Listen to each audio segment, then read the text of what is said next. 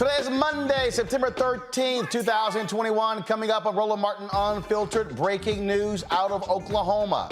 Well, the Pardon and Parole Board recommends commutation for death row inmate Julius Jones. Now it's up to Oklahoma Governor Kevin Stitt if Jones will be sentenced to something other than death. We'll talk with folks who've been fighting for his commutation. Many of you saw my appearance yesterday on ABC's This Week with George Stephanopoulos, where I challenged former New Jersey Governor Chris Christie on the role that he played in Donald Trump coming to power.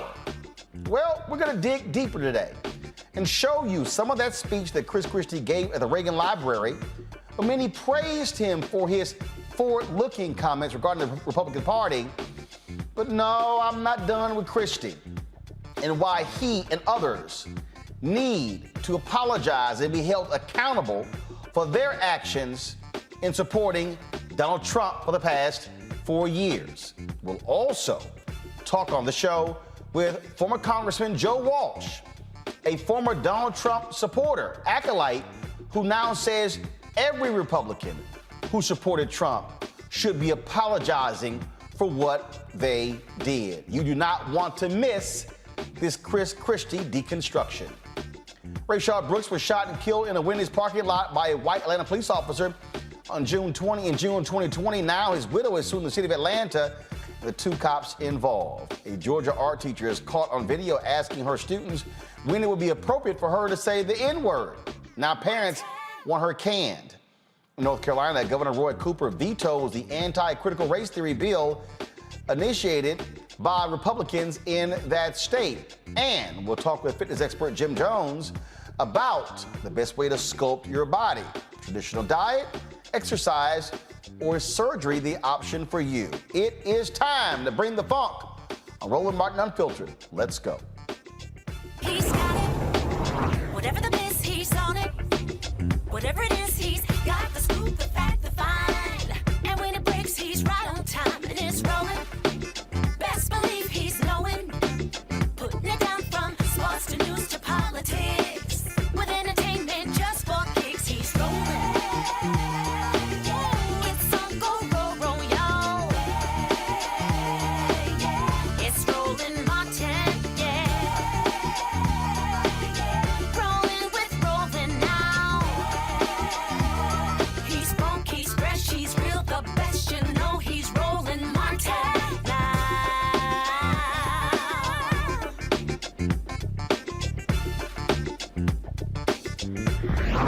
Martin. Breaking news out of Oklahoma, where the death penalty case with Julius Jones is now in the hands of Governor Kevin Stitt. Today, the Oklahoma Pardon and Paroles Board recommended Jones' sentence be commuted. The board voted 3-1, with the 5th member recusing himself in favor of Jones' commutation. This is a story that has gotten lots of attention over the last several weeks as he was nearing an execution date. Joining us now is Reverend C.C. Jones Davis, Justice for Julius campaign director, and Julius' sister Antoinette. Glad to have both of you on the show. First and foremost, y'all were there in the room. Take us through exactly what happened as the board discussed this. How long were they there? How much time was actually spent discussing this commutation? So it started with the Howe family, and every party had up to 20 minutes. And then after the 20 minutes was up, then the Pardon and Parole Board would ask questions. And so there was no time limit on the questions asked. So after the Howe family, then the state presented their case for 20 minutes. And then after the state presented their case, there were a few questions asked by the Pardon and Parole Board. And then there was Julius's defense team. And after that, there were questions asked. And then after that, they took a 15-minute break.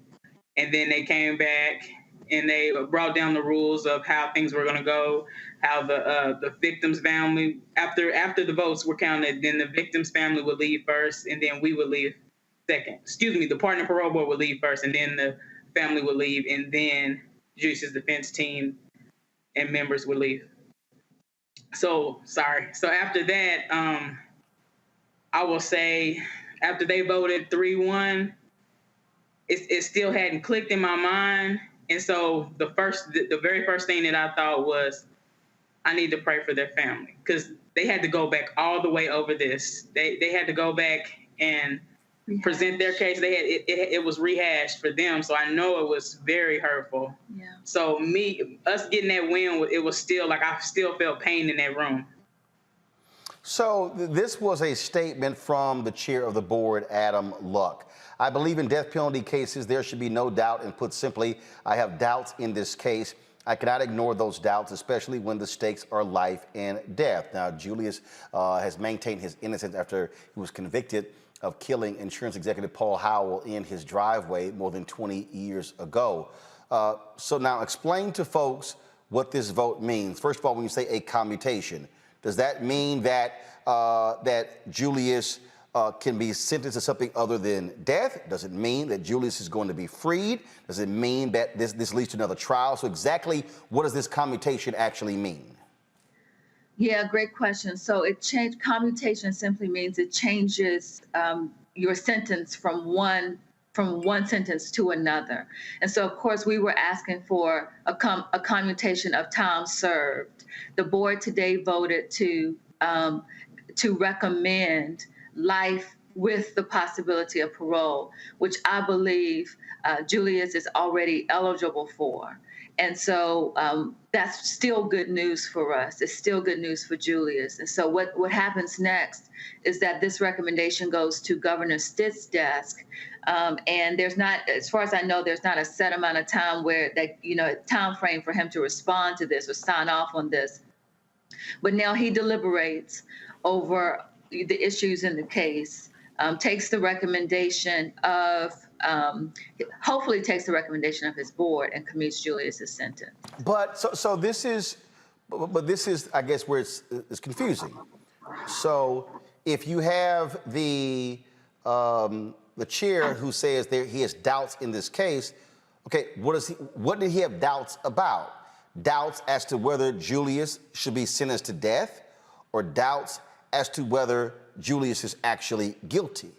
Yeah, he had doubts about whether Julius was actually guilty. I don't think you could have sat in that room today and heard Julius's defense go through every detail of the case, of the issues, and not come away with doubts about Julius's innocence, Julius's guilt. And so I think they came to a conclusion in their own minds and hearts today, the same conclusion that the supporters we've had for quite a while now, as we've been fighting for Julius's life, that Julius Jones has been on death row for 22 years for a crime that Julius Jones did not commit. And I think his defense made that perfectly clear in that room today. And I understand that Mr. Luck had to put out a diplomatic statement, but anybody with eyes to see and ears to hear could have heard today that Julius is an innocent person. Now, the family did speak, the Howell family. One of the folks who spoke was the sister, Megan Toby, and she said, quote, "I know beyond a doubt Julius Jones murdered my brother." The governor does not have to follow the parole board's recommendation. He can follow it. He can amend it. He could, or he can simply ignore it. And so explain to the audience what's next. What's the next step? Is it waiting to see what the governor does?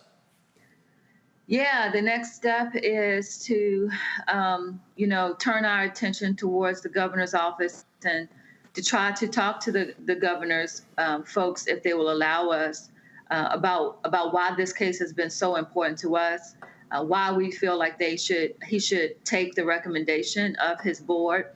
One of the things that the governor said when Julius's case was really starting to make national news was that he was listening to the people, and that he was going to deeply consider the recommendation of his board, and he was not going to act without the recommendation of his board. And so I have to trust that Governor Stitt is going to do what he said he was going to do, which was listen to the people and take the recommendation of his board. Listen, Oklahoma is a hard state, particularly when we're talking about an issue like the death penalty, when we're talking about issues of criminal justice reform in any way, right? It's a challenging state. But I am just believing that that we've come this far by faith, and we're gonna go the rest of the way. And so, and obviously there's been so much attention that has been around this particular case. Did y'all get a chance to actually talk to Julius today, and what did he say? How does he feel? So I talked to him this morning at 7. He called at 7:01. The first thing he said was, "Are y'all ready?" And I said, "We're ready, bro. We're ready. We're ready for you to come home." He said, "I'm ready to come home." I've been waiting on his call, just giving thanks to God for us coming this far, because they could have executed him 22 years ago. Yeah. But God. But I'm waiting to hear his voice. I'm waiting to hear his reaction. I'm thankful that one of his other lawyers was actually down there and able to talk to him after the ruling. So I'm just waiting to hear his voice and what he has to say. Well, we certainly will continue to watch this case to see what the decision is. And you say that there's no timetable on the governor's decision, so he could decide in a matter of days, or he could literally sit on this for months. Right. Absolutely. Absolutely, he could. And so we're hoping that he decides quickly. You know, time is of essence. This man has spent 22 years in prison for a crime that he did not commit, and so it's time for him to come home. It's time for us to expedite this, get the man home, and let's all move on. All right, then. Well, we certainly appreciate both of you joining us to give us this information. Reverend CeEK Jones Davis, thanks a lot, as well as Antoinette Jones. Thanks a lot. Thank you for having us. All right, I want to bring in my panel right now to further talk about this. Joining us right now is Kila Bethea, communications strategist. Also, we're joined by Omokongo Dabinga, professorial lecturer at the School of International Science at American University. Glad to have both of you here.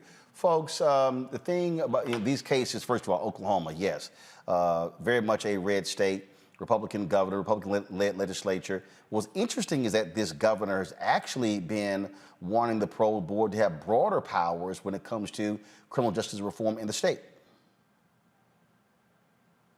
Omokongo? Yeah, I think it's going to be interesting, because you see, one of the things I didn't know until you said it tonight was what was the family of Holmes saying. And so when you talk about, you know, what Stitt originally wanted, we have to realize that there are going to be people, MAGA folks, and all of these guys who are going to be fighting so hard for Justin to not be released that we have to make sure that we keep our voices up as well. Because I'll be very honest. I mean, what reason do we really have to trust him to do the right thing? You know, what outside of actual real pressure? And so I think that right now, you know, you've done such a great job of bringing this to so many people's attention, and we really have to make sure we keep up the fight, because you mentioned the comment about the parole board, but what is he going to do now? I mean, you look at DeSantis and all of these guys just doing everything to flex their muscle, to say that I got this, I'm in charge, I rule over whatever's going to happen in this state. And so it's got me nervous. I know that the family of Holmes is going to be just as active, and so we really have to speak up. I'm praying for the family, but we can't just pray. We got to pray and fight, because as the Reverend said, we're not done yet. The thing here, Kelly, is without the public pressure, we're not at this point. Let's just be honest. If you did not have the public pressure, if celebrities were not getting involved, you would not have the level of attention on this case. Absolutely. And that was one of the points that I was going to mention, mainly because there are so many people in prisons who have a very similar predicament as Julius Jones, such that we can't keep up with it all as the public unless it is in our face. So shout out to Kim Kardashian West and other celebrities who have put this at the forefront of our minds so that we know and can keep up with and keep track of this case. I'm sure that, like you said, the Howell family is adamant that Julius Jones committed this crime, but the evidence allegedly just simply does not show that. But I also have to remain empathetic in some regard, because at the end of the day, they still lost a loved one. And I keep that at the forefront of my mind as well. But at the same time, so did the family of Julius Jones for 20-something years, especially if he is proven innocent of these charges. We have to keep that in mind as well. I would only hope that I personally would feel more guilty as a family member of the Howell family if I were to find out that this man has been in jail for 20-something years for a crime he did not commit. So I would, even though, yes, this is painful, I would also keep an open mind in that it's very possible that he did not commit this crime. No one checked out his alibi. There's a lot of racial bias in Oklahoma. There are factors at play that simply go outside of the black and white facts of this case being the murder itself. So to the Howell family, keep an open mind and make sure that you're on the right side of history when it comes to this matter. Again, there is a victim at play, but there are two victims at play here. So just, again, keep that in mind. All right, then. So again, folks, we will stay on top of this story and certainly keep you abreast of what actually happens. All right, let's go to our next story. Yesterday, I was on ABC Networks This Week with George Stephanopoulos, where we talked about a range of subjects, including a speech that Governor Chris Christie, former New Jersey Governor Chris Christie, gave last week at the Reagan Library. This particular speech has been lauded by a number of people because he talked about a path forward for Republicans and what they should be doing and what they should be doing when it comes to dealing with the conspiracy theorists and things along those lines. And so before I play the clip from the show, I think it's important to, first of all, lay out what he actually said, and then we'll get to exactly the exchange he and I had on ABC This Week that's been burning up social media for the past 36 plus hours. And so the speech took place at the Reagan Library. This is where a lot of conservatives go in order to sort of plant their flag, to stand in the glow or bask in the glow of Ronald Reagan, the aura of Ronald Reagan, of course, the Republican hero to so many people. And many believe that Chris Christie is planning to run for president in 2024. Donald Trump has already made it clear that he is also going to be running in 2024 as well. And so let's deal with this here. And so he lays out this vision of where they're going. And so he talks in the speech about the Republicans falling into quicksand. So listen to this. As Republicans, we need to free ourselves from the quicksand of endless grievances. We need to turn our attention to the future and stop wallowing in the past. We need to face the realities of the 2020 election and learn, not hide from them. We need to discredit the extremists in our midst the way we've done it before, and we'll discuss that a little bit more in a moment. We need to renounce the conspiracy theorists and the truth deniers, the ones who know better and the ones who are just plain nuts.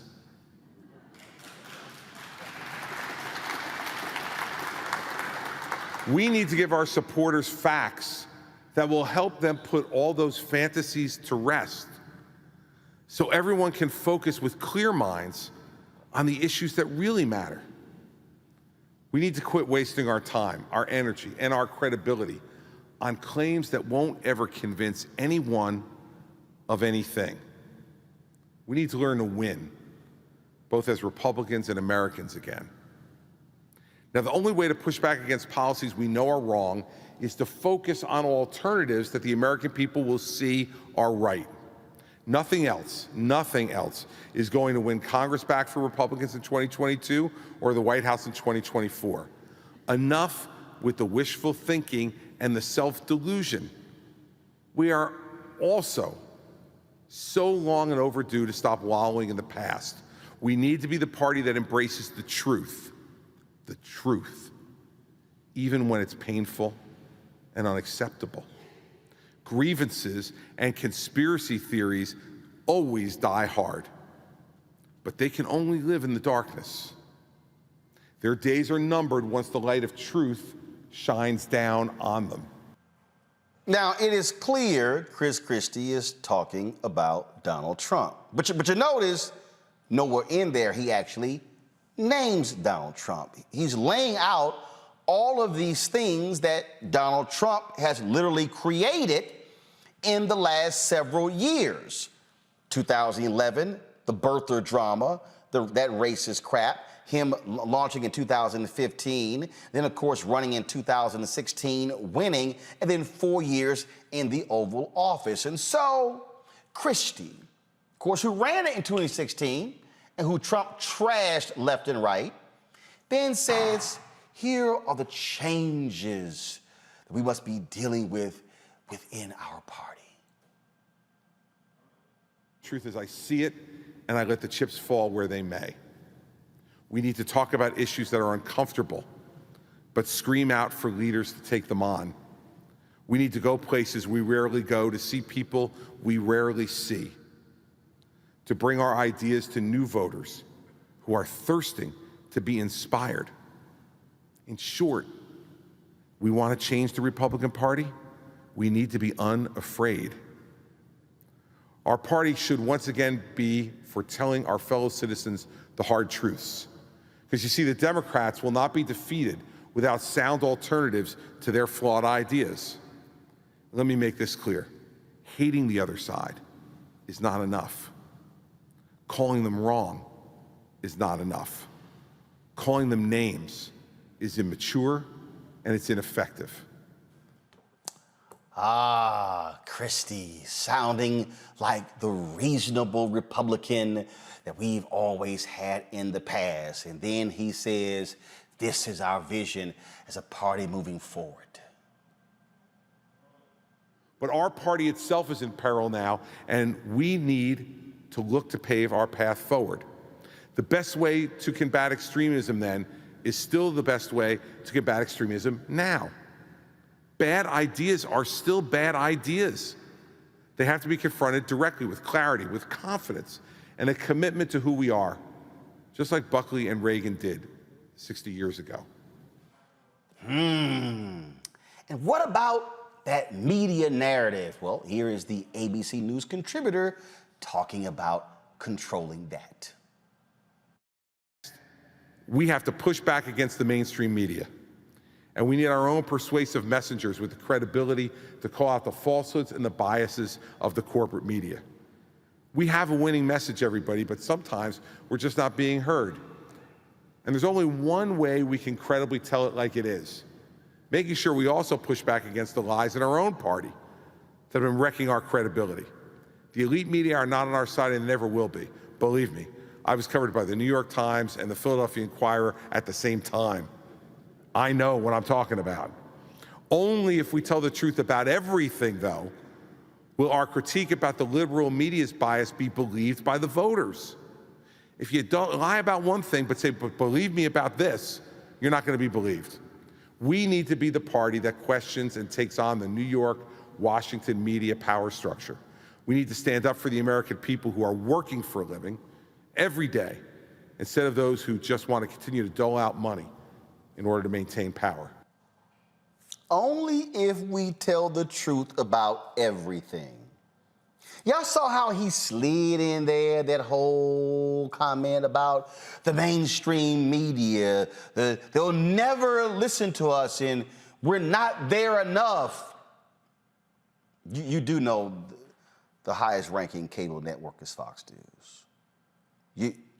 Chris Christie is literally being paid by Disney ABC. He's on ABC This Week every single week. It's a little hard to say we must tell the truth at all times, which brings us to yesterday. See, Christie gives this speech because Christie thought he was going to be lauded and praised for his tone, for the balance, addressing Trump without naming him, and addressing the critics and the things that they do. And That's what he thought. So yesterday, George Stephanopoulos brought up the speech. And then he raised the point, which then led to Christie answering. Then I got my opportunity to weigh in.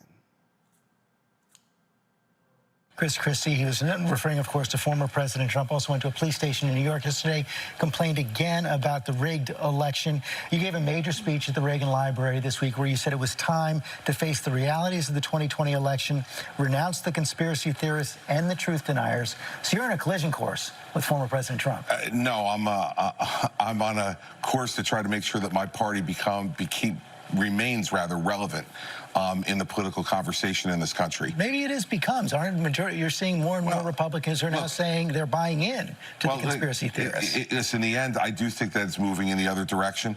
I think it'll continue to move in the other direction. And what that speech was all about was to repeat what I said with you on election night. You know, at 2:30 a.m. on election night, when the president made the speech that he made, President Trump made the speech that he made, I said it was unfounded and that there was no evidence of anything like what he was talking about, and he needed to stop.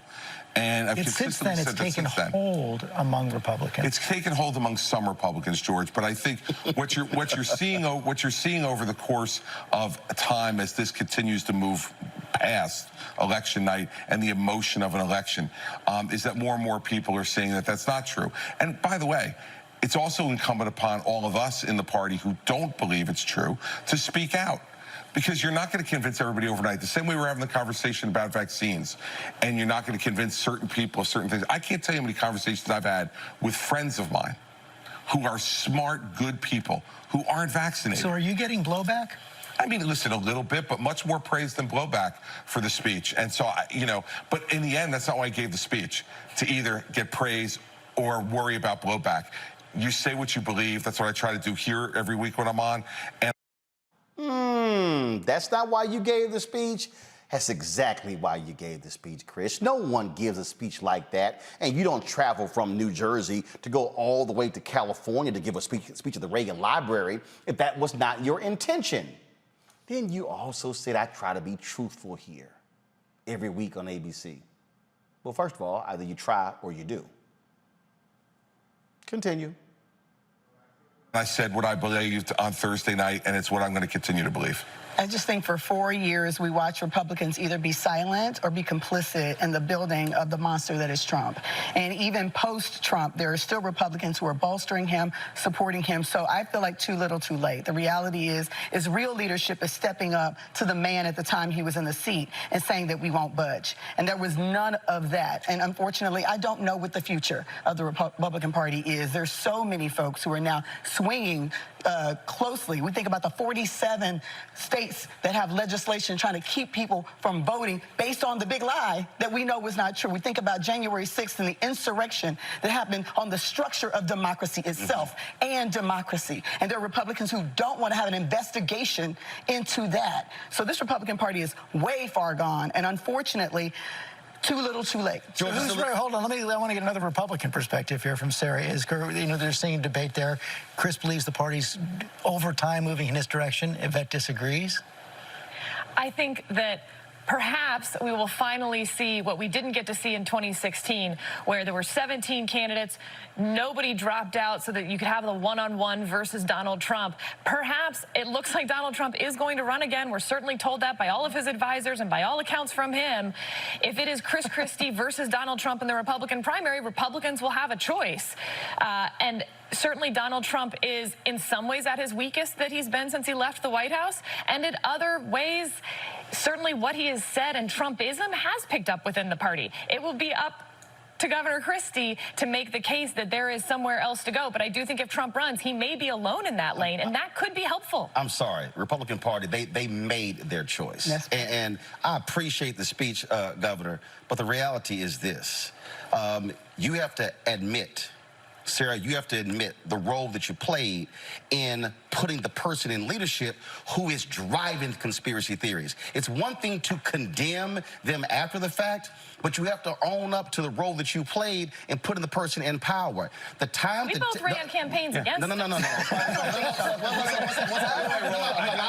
me finish. First off, I don't second. First off, I don't admit anything to you. Can I finish? First off, I don't admit to you. And second, I ran against Donald Trump in 2016. You also coached him for the debate, sir. You ran against, here's the deal, you ran against him. But when a person has principles, morals, and values, they do not support them even if you lose. Right.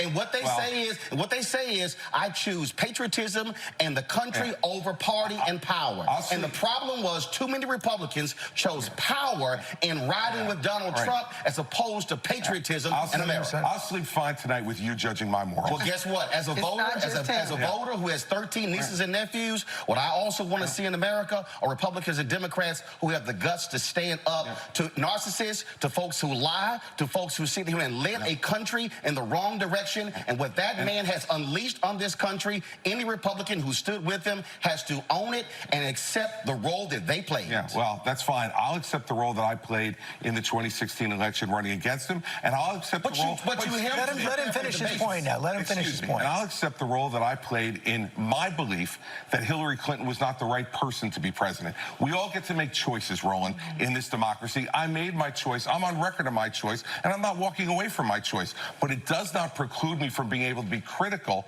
when the person that I did support does things that I am against. And so this false choice that you're trying to set up, it's a false choice, and one that the American people are not going to buy either. Roland, let me just press one other point. Right now, I would argue that the fact that so many Americans can't buy into simple facts is probably the biggest existential threat we face to our democracy. So when somebody speaks up for that, isn't it something to be praised? Facts are critically important, but again, when you support someone who said fake news, when you were truthful and then push that, then when you have the networks and the conservative radio talk show hosts, that whole echo chamber driving that's the problem. I am a native of Texas who is still registered there, and I'm dealing with Greg Abbott and Dan Patrick, who is consistently lying and making things up, and you're dealing with that. I'm dealing with people who are changing textbooks, well, here's the deal. I have a very basic principle since I've been a journalist. If you do good, I'll talk about you. If you do bad, I'll talk about you. At the end of the day, I'll talk about you. And somebody has to say what others are afraid to say. Sarah, you get the last word. If you want to persuade the half the country that voted for Donald Trump in 2016 to move to your side, then you've got to stop villainizing them. You've got to stop having these conversations where everyone who is not with you is against you. And when someone says that Donald Trump did something wrong, you may want to consider praising that and trying to use that to persuade the people who are not going to be persuaded by what that is going to have to be the last word. This debate could obviously continue. I'm sure it will. Since my good friend George Stephanopoulos said it's got to be the last word, out of time, I got time. See, here's the thing that y'all have to understand. When Sarah says you should be praising them, hell no. I'm not going to praise somebody who is unwilling to admit what their involvement. I'm not going to praise somebody who is trying to pull the wool over somebody's face because they don't want to speak truth. Chris Christie sat there and talked about the role I played in 2016, but what he would not deal with, the fact that he helped Donald Trump in the debates against Vice President Joe Biden in 2020. Here is a photo of a tweet that Chris Christie sent out where he talked about voting for Donald Trump in 2020. This wasn't 2016. This is the tweet. Two things to say this afternoon. First, I have now voted, and I voted for President Trump. Second, no matter where you are in public, please remember to wear your mask. This is the same man. He voted for a man who refused to tell people to wear masks at the White House, which led to Chris Christie getting COVID, which led to him being hospitalized. We talk about leadership, and you voted for a man who said, no, I'm not wearing a mask, would tell folks to take their mask off. You voted for a man who trashed people, who dogged people, and then led that insurrection. Yes, he led the insurrection on January 6th, and you still cape for him? See, Chris wants us to forget those things. Sarah wants us to forget. See, we didn't play the part when I talked about when George brought up domestic terrorism.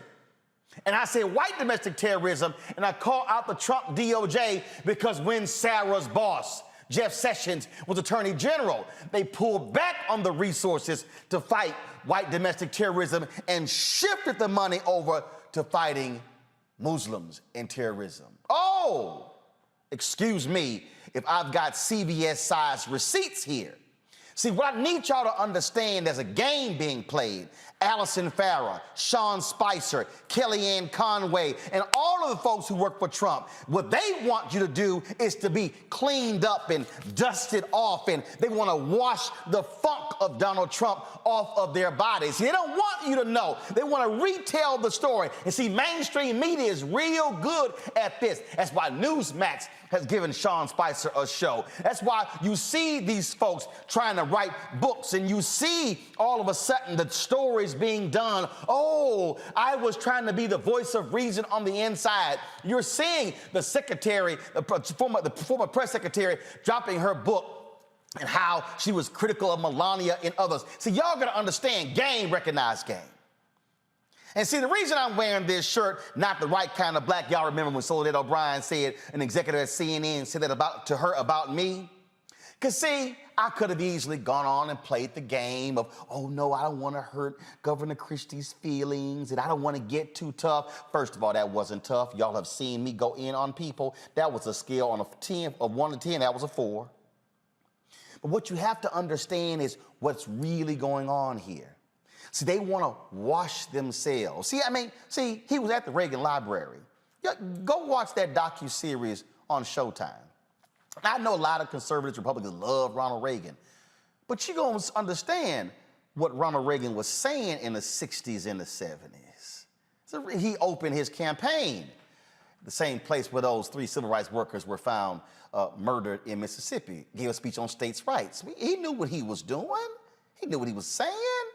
But see, we're so good at, no, we don't want to talk about that sort of stuff. No, we're going to talk about it. And see, Chris Christie has refused to own up to what he did. He has refused to own up to the advice that he gave Donald Trump. He has refused to actually say what he did. He played a role because Chris Christie had an option. He could have not endorsed Donald Trump. He could have not campaigned for Donald Trump. He could have not advised Donald Trump. He could have said, I'm taking a pass. But why did he do it? For the same reason the rest of them did it. Power, party. Read the New Yorker. James Baker lauded as this distinguished gentleman and diplomat, former chief of staff and secretary of state, where he said, doesn't matter, I'm bothered by some of the things Trump did, but I will always vote for the Republican. Well, James Baker, the so-called distinguished gentleman and diplomat, is saying does not matter how despicable and evil and nasty and callous the person is, as long as there's an R in front of his name, I will support them. But no, I'm sorry. When your mama and daddy has taught you values and principles and morals, you say, I can't stand with you if you simply violate those principles. And that, folks, is Chris Christie. And that, folks, are so many other Republicans. And what they want the free pass. They want us not to bring those things up. You saw how quickly he was triggered. You saw how he interrupted because he couldn't handle somebody sitting in his presence and challenging him to his space. Well, Chris, I saw this ad today that was put out by the folks with Act Blue that lays out how folks like you and Lindsey Graham and Ted Cruz and Nikki Haley, all of y'all, what y'all really said about Donald Trump before he got the nomination. And if y'all want to see some hypocrites, watch this. I want to talk to the Trump supporters for a minute. I don't know who you are, and I don't know why you like this guy. Whatever he does, he accuses everyone else of doing. The man cannot tell the truth, but he combines it with being a narcissist.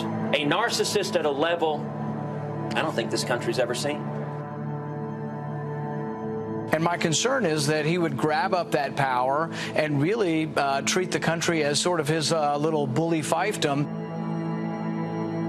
Donald Trump is everything I taught my children not to do in kindergarten. He's been exploiting working Americans for 40 years. He's a race-baiting, xenophobic, religious bigot. He says he's for the little guy, but he's actually built a lot of his businesses on the backs of the little guy.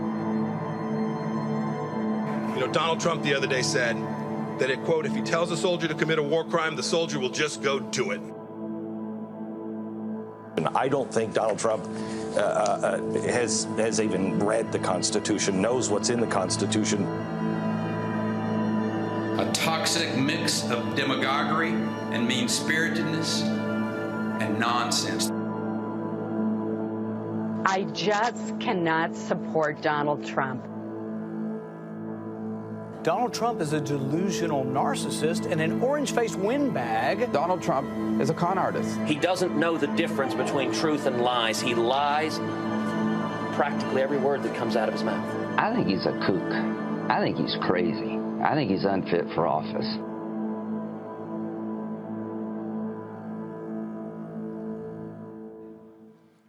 Nikki Haley went to work for him as his ambassador to the United Nations, and she is sucked up to him. Who's carried more of his water in the U.S. Senate? Lindsey Graham, Ted Cruz, Marco Rubio, and Rand Paul. Folks, there are so many other videos out there, that we could play. I came across this tweet today, and I'll be honest, somebody who I never thought I would have on this show because of a lot of his past comments. Former Congressman Joe Walsh of Illinois, Mediaite posted a clip of my segment on ABC This Week. And Joe Walsh tweeted this: spot on, Roland Martin. Every one of us Republicans, former Republicans, moderate Republicans, and conservative Republicans must publicly acknowledge and apologize for helping to put that unfit madman in the White House.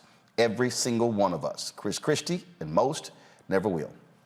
Joining us right now on Roland Martin Unfiltered and the Black Star Network is former Congressman Joe Walsh. Congressman, glad to have you on the show. You were, if I had a camera on you while I was going through all of that, you were putting your head down, you were nodding, you had this sort of state of disbelief as you listened to Chris Christie give that speech, and then saw that exchange between the two of us on ABC. Hey, Roland, I am so, by the way, it's an honor to be with you. I am so freaking pissed off right now, but I want to start by saying thank you. I mean it, man. Thank you for what you did yesterday on ABC, calling out Chris Christie. My God, Roland, all of them know who Donald Trump is, and none of them have said anything. I'm listening to Christie at the Reagan Library. It's infuriating.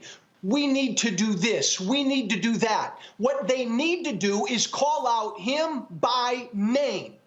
But Roland, you know, and you said it beautifully, none of them will, because if you do, you end up like this former congressman. You're done in the Republican Party. If you call out Trump by name and say he's an unfit madman, then you're done in conservative talk radio like I was. And Chris Christie, what a bunch of bullshit. What a bunch of cowardly bullshit. He can't even, and Roland, you did a great job, because Christie kept going back to 2016 yesterday. Oh, I ran against him in 2016. For 4 years, he sucked Donald Trump's feet. He tried to help him get reelected in 2020. Look, Roland, I screwed up. I voted for Trump in 2016. In a nanosecond after that, I realized how unfit he was, and I lost everything. Chris Christie was still trying to help this guy get reelected? I get it. I'm not naive, Roland. I get it. You said it. If you do what I did, you're done in the Republican Party. And screw Chris Christie and Rand Paul and all these other guys.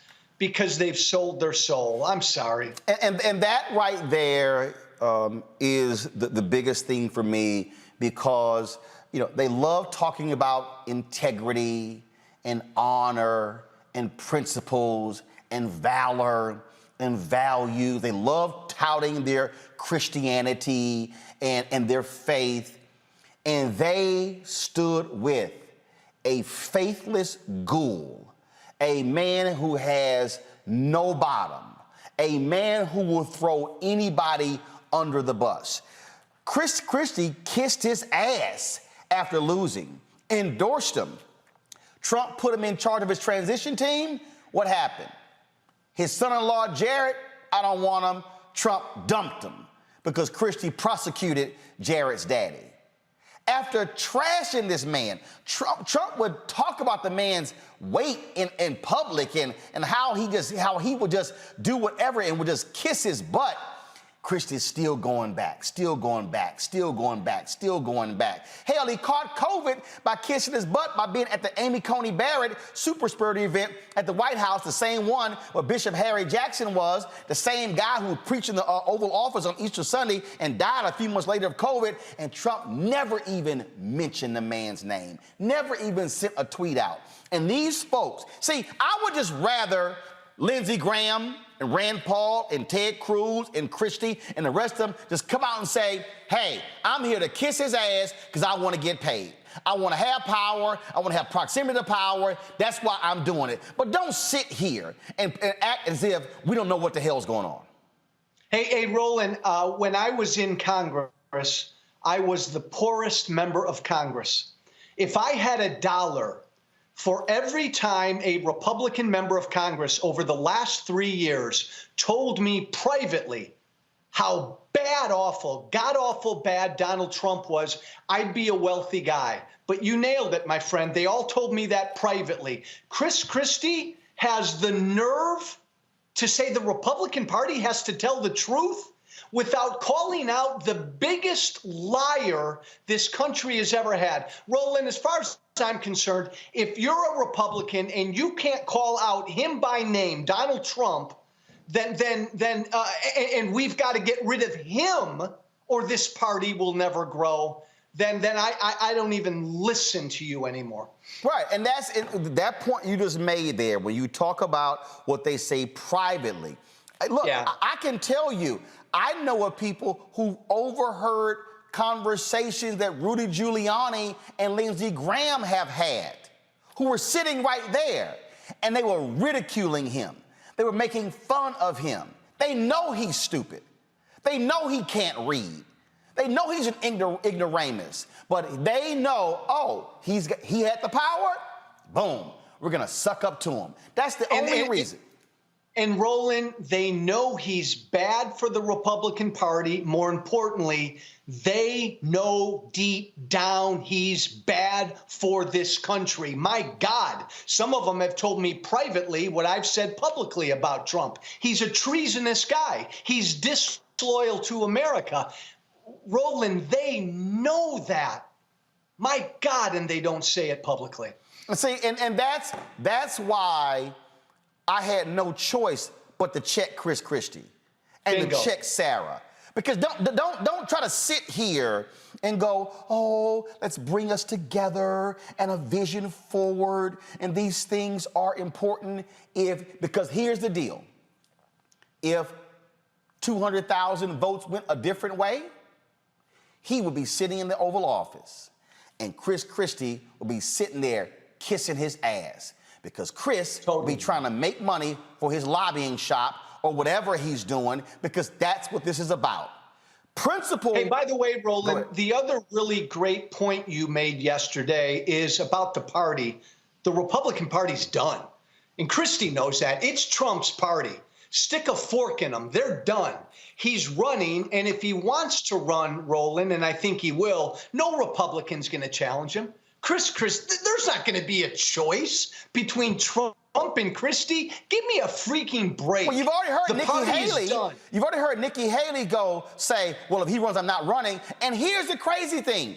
Trump has exposed how much of a fraud she is. He's like, she talks about me bad one day, and the next day she walks it back, and then she criticizes me. Even he knows she's a fraud. Hey, I respect the hell out of you because you speak your mind, even if it cost you TV gigs. I spoke my mind 3.5, 4 years ago, and it cost me everything. Lindsey Graham, Cruz, Christie, they all suck up at the altar of the king, and they're not going to change, Roland, because you nailed it. It's all about power. Right, and that's just, and we got to call it what it is, and now this whole polishing act of no, that wasn't us. We were not one of those people. No, you were, and you wanted it to continue, and that is the problem. And here's the whole deal. If you're sitting here, and then when Christie goes, well, I just believe in 2016 that Trump was better than Hillary, he knows it's a damn lie. He knows that. He knows, and see, this is where I don't want to hear any crap about the good of the country. This is where you say, because let me tell you something. I go back to Jackie Robinson. Jackie Robinson was a black Republican. Jackie Robinson supported Nixon over Kennedy. And Jackie Robinson was angry because Nixon was not doing more to speak up to try to reach African Americans. Then in 1964, when you had Senator Barry Goldwater, who ran and opposed the Civil Rights Act, it was Republican Jackie Robinson who said there is no way in hell I'm supporting that man and actively campaigned against him. And that's what you do. When you say that person is simply not good for the country, damn my party label, and I cannot support it, I've got to fight against it. That's what Jackie Robinson did. Bingo, Roland. I have stood on the public square for 3.5, 4 years, publicly apologizing to the country because I helped create Donald Trump. And I'm profoundly sorry about that. Chris Christie did too. Rand Paul did too. Every single Republican helped create that narcissistic, unfit traitor. We have to own it. And if you're a Republican and you can't own it, I don't want to hear from you.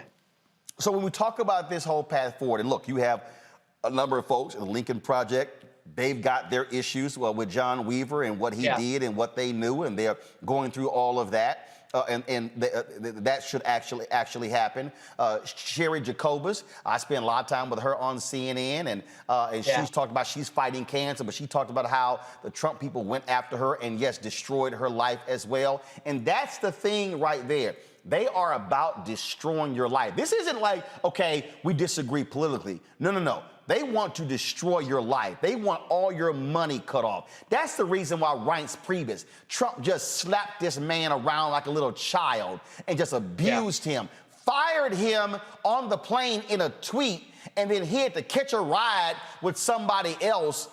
And Reince Priebus still walking behind, kissing his ass. And then now he's trying to sit here and have this recount in Wisconsin leading that. And I'm sitting here going, man, do you have any integrity? Any? Like, are you like you?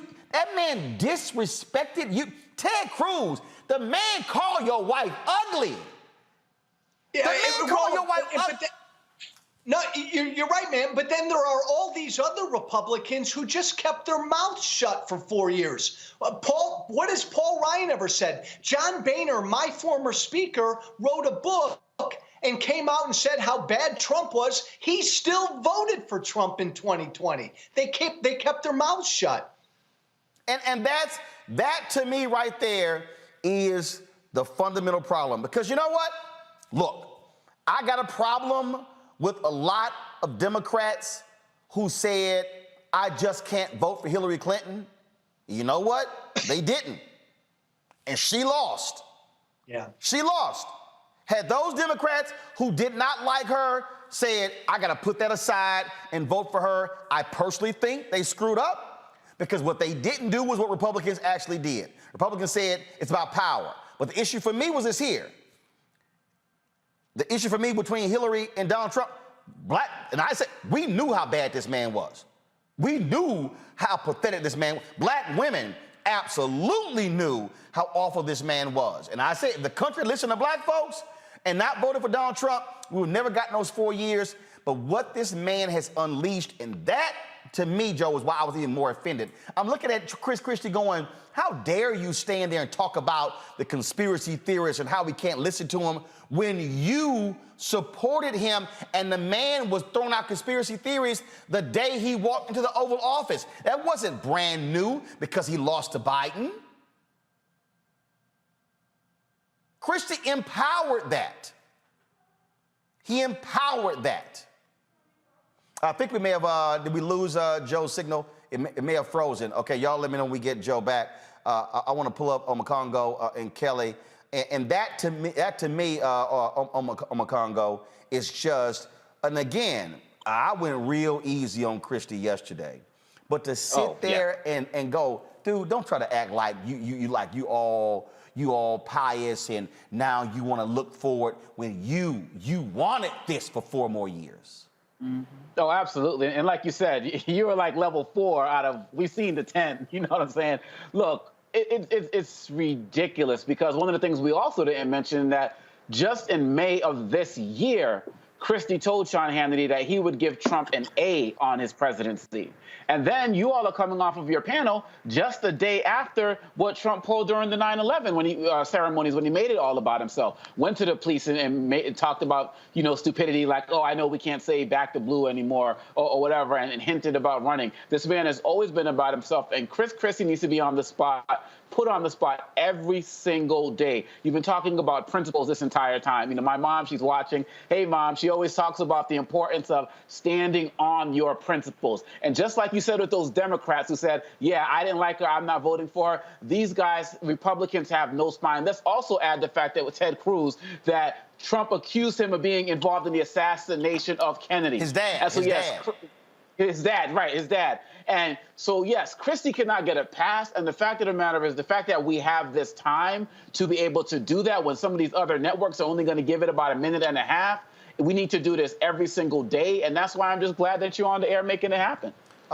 Kelly, at the end of the day, it is about being honest. Let me tell you how I roll. If I don't like your ass, I don't like you. And when I say I don't like you, I don't speak to you. We could be sitting at a table of 10 people. I'll speak to the 9 people and ignore your ass. I don't play that. So I don't know how these people can go home every single night and look themselves in the mirror and suck up to this man knowing how awful he is. I don't either. And for me, what Chris Christie did was actually what I was this is what I'm expecting more Republicans to do as the years go by, in that they are basically perpetuating this revisionist history and more or less, for lack of a better term, band-aiding the tragedy that is the Donald Trump presidency. I mean, where were these Republicans on January 6th? Where were these Republicans on June 1st of 2020 when, you know, Donald Trump literally made way for him to just stand outside of a church to hold up a Bible? No sermon, no anything, literally had people beat and tear gassed for a photo opportunity. Where were Republicans for that? Where were Republicans for October 6th of 2020 when he basically became a bioweapon and stood outside on the balcony of the White House to remove his mask after he was just hospitalized for COVID? This man is a monster. And for 4 years and counting now, they have been supporting a monster for the sake of party. And it is unfortunate that the roles weren't reversed as far as the Republicans versus the Democrats and how they treated 2020, meaning instead of Republicans saying, do not vote for this man, like Democrats said, do not vote for Hillary. Instead of doing that, they united together for the sake of party as opposed to country. And ironically, the Democrats disbanded in the name of country instead of party. So that's what I mean by the roles being reversed. But what Chris Christie did today, or, you know, last week, is really just lie by omission, meaning he is saying what, you know, we should be hearing, but he doesn't really mean it. He's just trying to save his face, you know, cover his ass for future elections, future engagements, future anything regarding the Republican Party. And as if, you know, the internet doesn't exist, as if everything he's been doing for the past 4 to 6 years is just going to be wiped out and forgotten about. And that's just not going to happen. It is incredibly disingenuous for you not to own up to what you've done. Like, you literally made your bed, lay in it. This is where we got Joe back. Joe, and this is where, Joe, you have far too many people who are in the media who want to be clubby,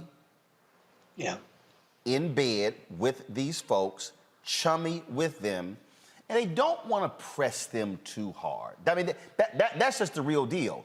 People have to understand it is a major inside game for all the folks in Trump world that exists out there, and that's the game. And I'm sorry, I'm just not going to play that game and let somebody sit in front of me and just say this crap, and they've never owned up to it. You can't go to an AA meeting and make any progress unless you have to say with your own mouth, I'm an alcoholic, I'm a drug addict. You can't look. I'm born and raised Catholic. You can't walk in confession and not say, "Forgive me, Father, for I have sinned." In fact, these same Christians are the ones who say you've got to profess with your mouth that Jesus Christ is your Lord and Savior. These folks want to say, "Oh no, I wasn't with that. I wasn't done with any of that. No, I was privately advising him against it." Yeah, but you watched it and then you said nothing. And Roland, and by the way, your guest beautifully said it. Trump is a monster. He's a treasonous monster. And please don't take what I'm about to say wrong. I almost have more respect for nuts like Matt Gaetz and Marjorie Taylor Greene, Lauren Boebert, who really believe Trump's bullshit, than I do Chris Christie. Chris Christie knows that Donald Trump is a lying, treasonous monster. I have less respect for Christie and Lindsey Graham and Cruz because they know the truth. Marjorie Taylor Greene's an idiot. She believes it. These guys know the truth about Trump, but for power, they won't call him out. Well, it is important to own up to it. I mean, you've talked about that and what it has cost you, and in Republican circles, you are absolutely persona non grata. You've talked about losing the radio show because your radio show was on how many stations? About a couple of hundred stations, lost them all. But you know what, Roland? Because you can't be anti-Trump in conservative talk radio. Here's the other thing, though.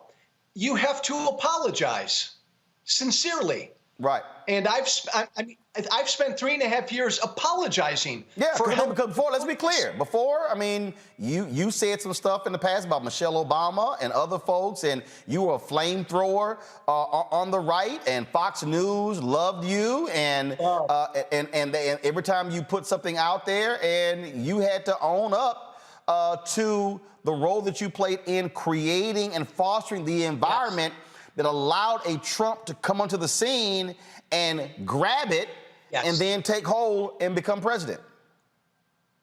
Hey, Roland, I helped create that. You agree with me, I think. The GOP base has been radicalized. Oh, absolutely. What President George W. Bush said on Saturday, he was talking about the Republican Party in terms of the similarities between the radical, I call them domestic terrorists in the United States, and the folks who attacked us on 9/11 in terms of what their goal was. He didn't name Trump, he didn't name party, but everybody knew exactly who he was talking about. And all of us Republicans and people like me, Roland, we helped radicalize the base so that when Trump came along in 2016, the demagogue he was, they were primed for him. We got to own that, apologize for it. So what are you, last question for you, in terms of moving forward? I think you're going to see more speeches like this, and I'll give you a perfect example. People laud Senator Mitt Romney. I don't. You know why? Because he gave that speech, all that hoopla before Trump got elected, and then was kissing his ass trying to meet with him to become his Secretary of State. And see, that's the same thing. Say, I'm sorry, you don't play with evil. You don't play footsie with evil. I got to go to church. You can't sit here and pray to God, but then you want to kick it with the devil. I mean, you simply can't do. Lightness and dark cannot coexist at the same time. And so that, to me, is, again, the same thing. So sure, now Romney wants to say the right stuff, but even Romney has not apologized for trying to get in and play footsie with him and trying to become his Secretary of State, because that was the same thing. It was power. It was power, Roland. And Mitt Romney, I respect him. He didn't even say who he voted for in 2020. Come on. Here's the deal. The Republican Party is Trump's party. He's got the party by the balls. It doesn't matter what people like Chris Christie say. Donald Trump owns the base that is now radicalized. If he wants to run, Roland, the nomination is his, and nobody will challenge him. And the fear that I do have, is that his radicalized base, because he lost, will be even more fervent. Two, unless Senators Joe Manchin and Kyrsten Sinema get off their asses and pass the For the People Act, what the Republican legislatures are doing, they are literally positioning states to steal elections. And this thing is real in terms of what's happening. Hey, Roland, you've got Larry Elder out in California today who refused to say that he would accept the results of the election, win, lose, or draw. This is now the Republican mantra. They will never lose another election fairly. It will all be because of fraud. That's Donald Trump's, oh, I got to watch my language. That's his legacy. The show's called Unfiltered for a reason. Go ahead. That's his fucking legacy. Roland, that is Donald Trump's fucking legacy. He has stuck a stake through the heart of our democracy. I'm sorry. It's all truthful. Former Illinois Congressman Joe Walsh, we appreciate you. Thank you, my friend. I've been on the show. Thanks a lot. Thank you. For everybody who's watching, the reason I need you to understand why this is so serious, because we are talking about future elections. There are a lot of people who are sitting here, oh, Joe Biden's this and the Democrats are this, but I need y'all to understand they have no intentions on losing any elections. Right now, due to the U.S. Census, also which was severely undercounted because Trump wanted it that way, these people are preparing to gerrymander seats in Florida and Texas and North Carolina and other states where they control both chambers of the legislature as well as the governor's mansion. You need to understand that they've gerrymandered the state Supreme Courts. And so what we're talking about, when people say our democracy is on the brink, that's not a lie. And so a lot of y'all can get caught up in, oh, Biden this and Kamala that and Democrats this. Y'all are seeing the audit in Arizona. They're trying to do one in Pennsylvania. They're trying to do one in Wisconsin. You know what the Republicans did in Wisconsin? When they elected a Democratic governor, they stripped the Democratic governor of his powers. Do you know what they did? When they had a Democratic attorney general, stripped him of his powers. Because they control the legislature. Because they gerrymandered the seats. Pennsylvania, they were so pissed with the state Supreme Court and their decision on the election, they want to move to single-member districts to elect Supreme Court justices. Do you know why? Because outside of Philadelphia and Pittsburgh and the suburbs, Pennsylvania is Alabama. And they want to guarantee They control the state Supreme Court. They say never again. North Carolina, they tried it. Same thing. Florida.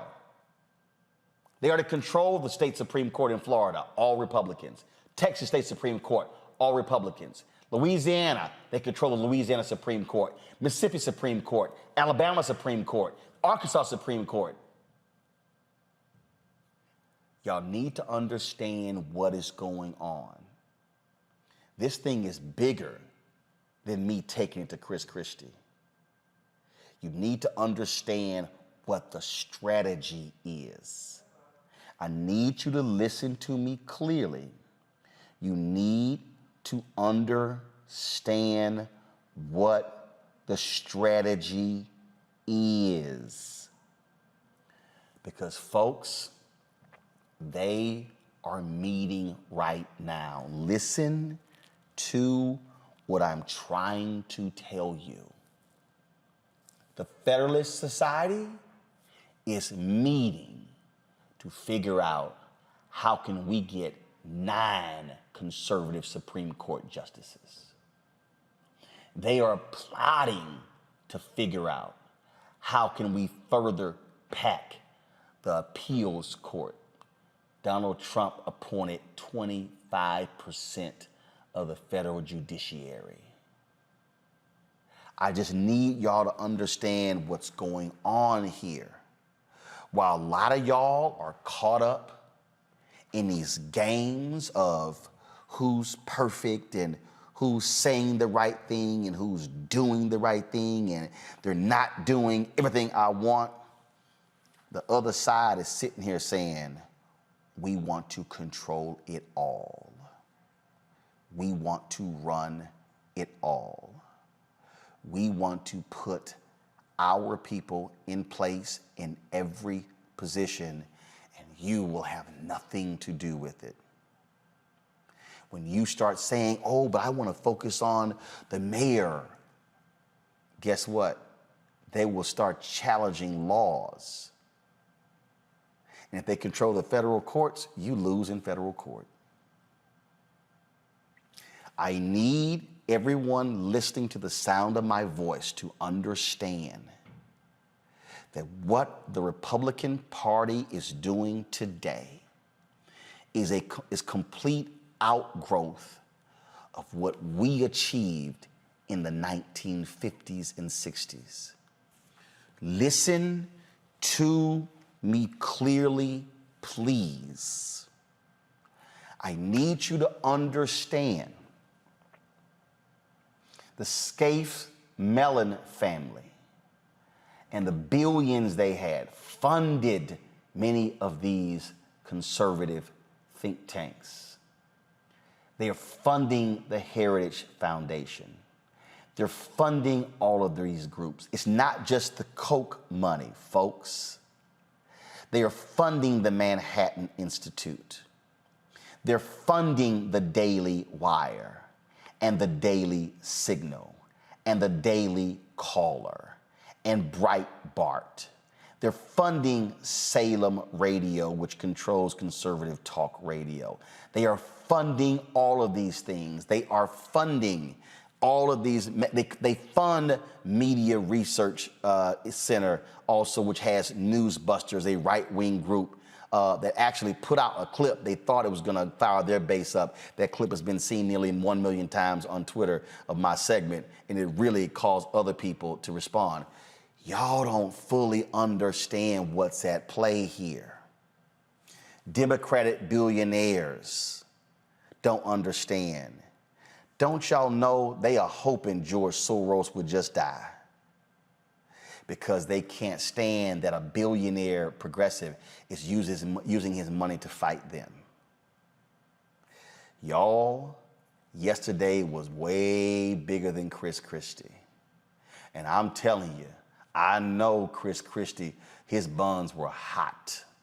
Because see, he thought he was gonna get, and it never dawned on him that I would be sitting across from him and would light that ass on fire. and I will do it every single time. Oh, I'll be respectful. I'll be truthful. But I am not going to sit idly by and watch what these folks are doing. See, you might be sitting here saying, Roland, where does all this come from? I need you to understand that I am from Texas.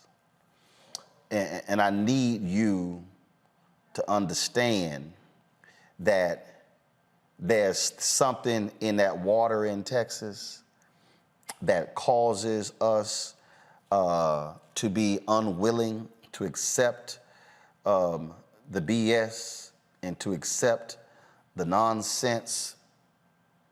And I remember a sister from Texas, the first black woman elected to Congress since Reconstruction. I remember when she sat in the midst of all of those white men in Congress in 1974 and said this. Debate not to exceed a period of 15 minutes. Thank you, Mr. Chairman. Mr. Chairman, I join my colleague, Mr. Rangel, in thanking you for giving the junior members of this committee the glorious opportunity of sharing the pain of this inquiry. Mr. Chairman, you are a strong man, and it has not been easy, but we have tried as best we can. I will not sit here and be an idle spectator. She said that in 1974. And I will not be that in 2021. Going to a break. You're watching Roland Martin Unfiltered on the Black Star Network. I believe that people our age have lost the ability to focus the discipline on the art of organizing. The challenges, there's so many of them and they're complex, and we need to be moving to address them. But I'm able to say, watch out, Tiffany. I know this road. That is so freaking dope.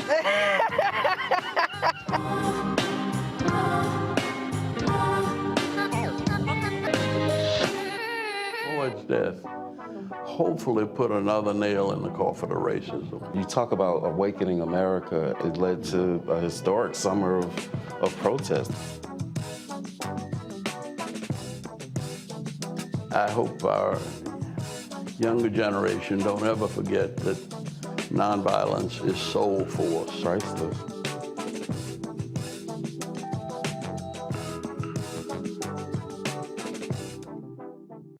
Hello, everyone. It's Kiara Sheard. Hey, I'm Taj. I'm Coco. And I'm Lily. And we're SWV. What's up, y'all? It's Ryan Destiny, and you're watching Roland Martin Unfiltered.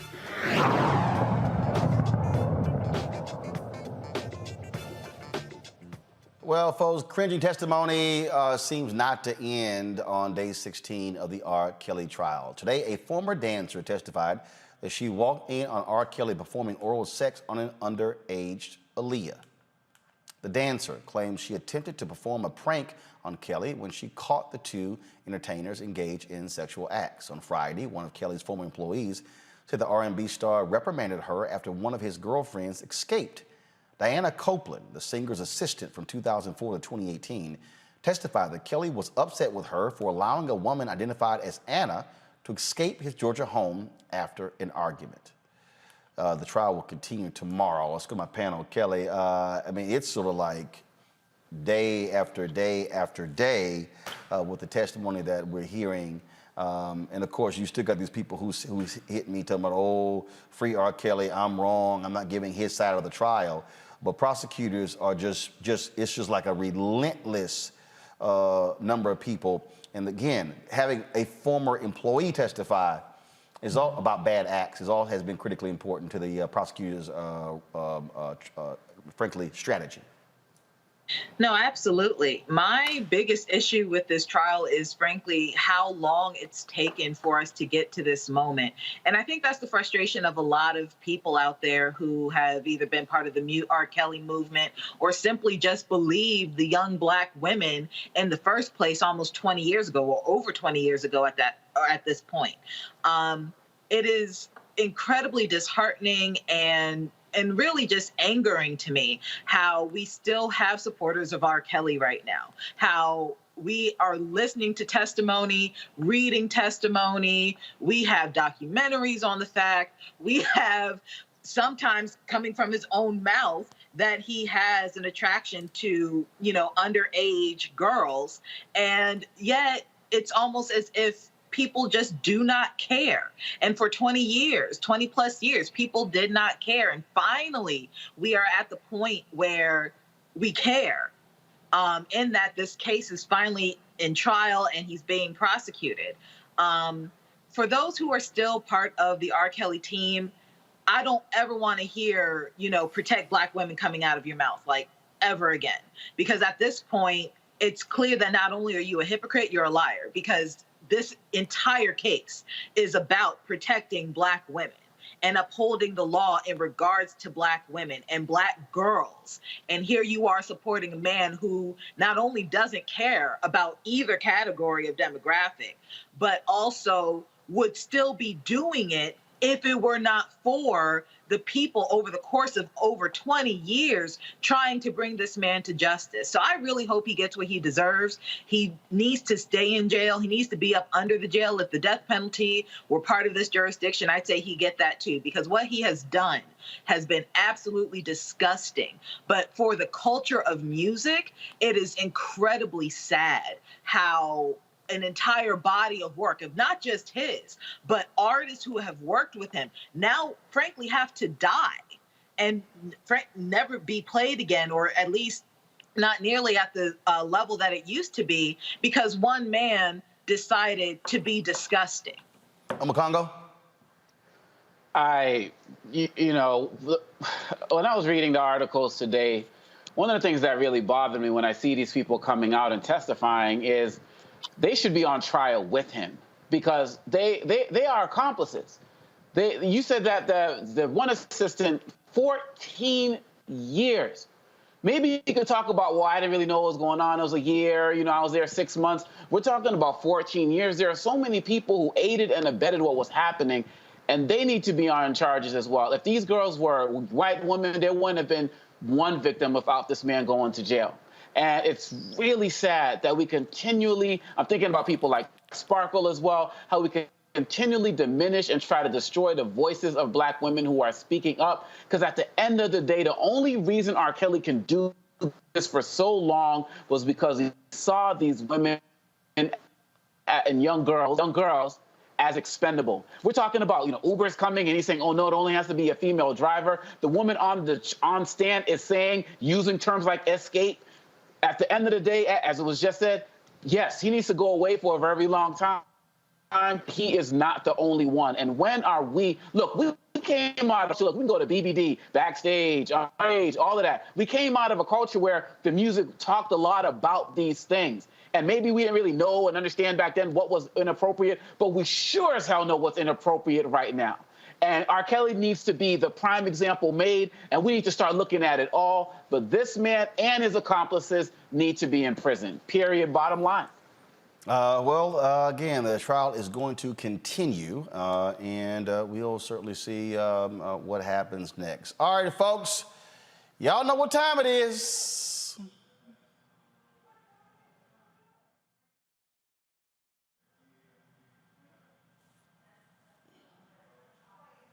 No charcoal grills are allowed. I'm white. I got you, Carl. Yeah, illegally selling water without a permit On my property. Whoa! Hey! You don't live here. I'm uncomfortable. Well, let's go to Georgia, where parents are calling for a teacher there to be fired after she says the N-word in a viral video. Watch this. Girl, say I date a black guy. Okay. Then I can say nigga? No, because I got a nigga. I missed that. Play it again. Girl, say I date a black guy. Okay. Then I can say nigga? No, because I got a nigga. Alexandria Boynton, an Alcovey High School art teacher, sitting on the desk discussing when it's okay to use the N-word. 2 years ago, Boynton was named Teacher of the Year. Now students and parents are calling for her job. The art instructor is currently on administrative leave. She says in the video that if she starts dating a black guy, she can say nigga.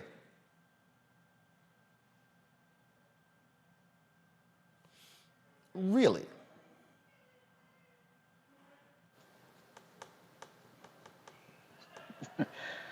Yo, homegirl was just, you could tell this is part of her daily vocabulary because she was just all too comfortable, just the way she just put it out there like that. And so, look, people have all of these debates and conversations. I was just talking about it at my students at American Today in class. People can have honest conversations about it in the classroom, and I believe that teachers who are mindful and sensitive to the conversation of all backgrounds can spearhead that type of conversation. But this woman, she was sitting there acting like she was just all world, all too cool. And I'm glad that those students responded, hell no, because really at the end of the day, they think that the students are going to be like, oh, you cool, I'm with that. And they're like, hell no. And I'm glad the video went out. I'm glad the parents are calling for it because we need to have real conversations about the usage of this term throughout. But this type of nonsense from an educator trying to be down, she needs to be down and out. Kelly, yeah, she was a little comfortable there. She tried it. I mean, there's not much to say here other than the fact that she was wrong and that she tried it, and she was still wrong when she tried it. At no point should you even, any profanity in the school should be, banned. I don't know how schools are set up, but when I was in school, profanity in any regard was prohibited by students and especially teachers. So the fact that she was a faculty member at this school and still said it, regardless of what the word is, I'm just trying to get to the basics for the moment. The fact that she used profanity in school towards students in reference to herself in a personal manner, which also should not be talked about on school grounds. There's just levels of inappropriateness here that needs to be addressed. N-word notwithstanding. Again, she was way too comfortable with that word, but just from an administrative perspective and just getting to the point, she was wrong just from being a faculty member. And I don't know whether it was because she was an art teacher and she thought, she has license because it's more creative space and more liberal. But again, you tried it and you failed. And as far as administrative leave, she needs to go because it was just unprofessional to do that at all. Yep. Well, there's another. No charcoal grills are allowed. I'm white. I got you, Carl. Illegally selling water without a permit On my property. Whoa! Hey! You don't live here. I'm uncomfortable. So let's go to Nebraska, where this woman's in the grocery store and she's a little upset. She's like, I'm not wearing my mask. I have allergies. And then she does this. That's a, excuse me? Excuse me. I'm coming through. You're so cute. She's coughing on me. She's coughing at me. No, yes. look at you guys. You're so cute. You're such a Karen.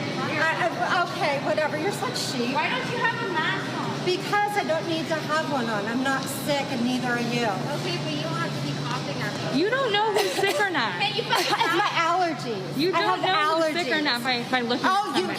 Yeah. And so 2 years ago, before anybody started talking about COVID, you were okay with that, though, going out not knowing you were sick, right? You don't know anything Right? about my health. I don't. Yeah, she's coughing on me. I have my allergies. And she got all freaked out because I'm coughing. No, she's coughing. How do you know? You don't know, and she just said, I don't know anything about her health. You don't know anything about my health. Maybe I have a medical release. I don't need to wear a mask. Okay, bye. Why don't you have a mask on? Because I don't need to have one on. I'm not sick, and neither are you. You don't know who's sick or not.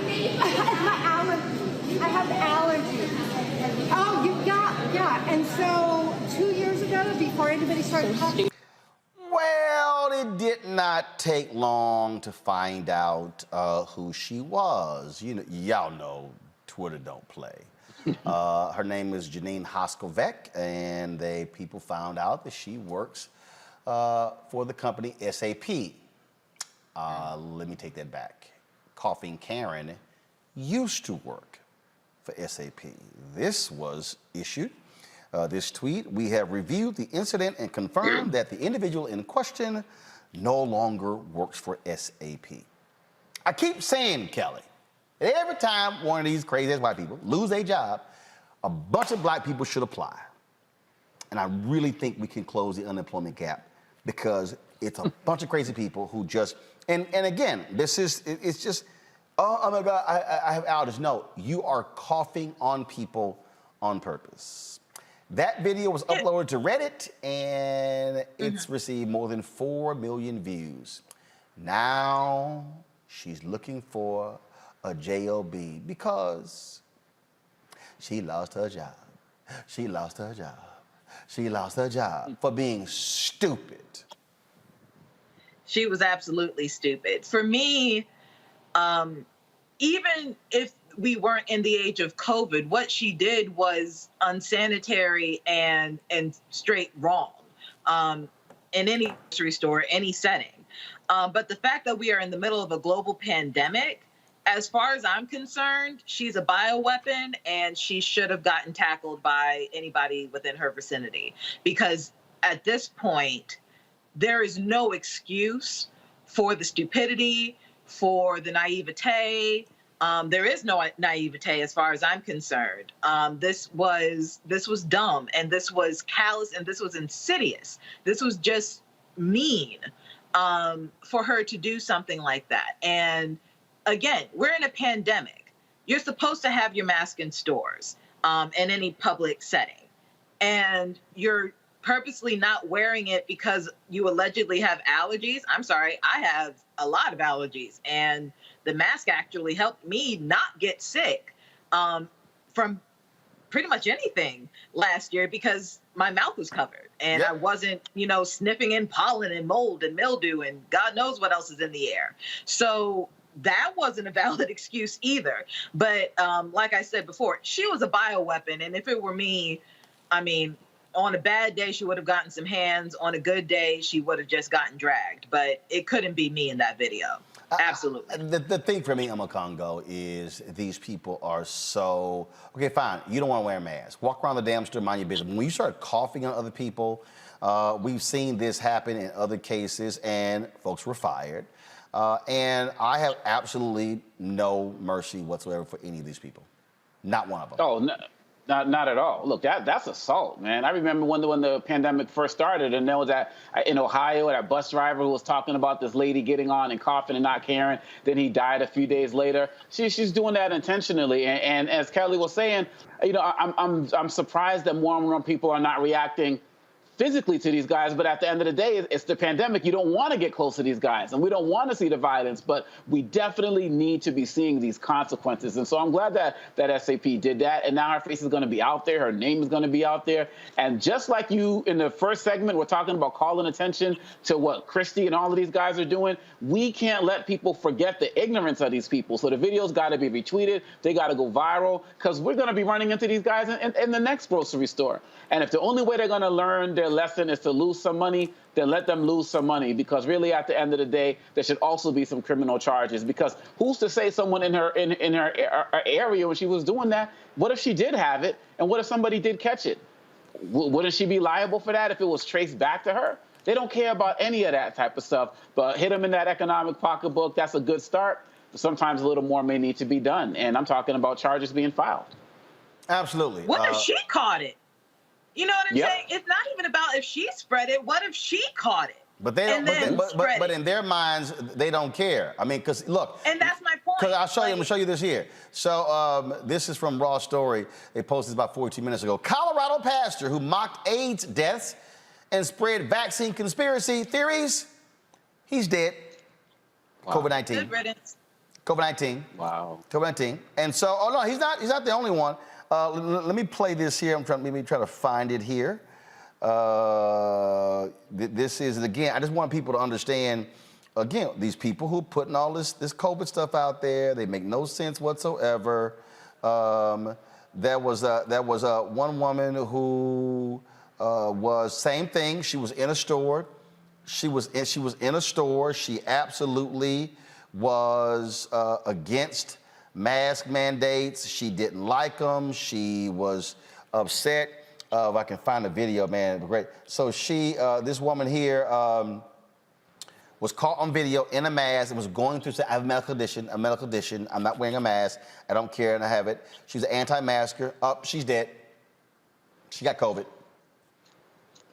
So to Kelly's point, you're absolutely right. These folks who, right here, QAnon conspiracy theorists, conspiracists dies from COVID-19.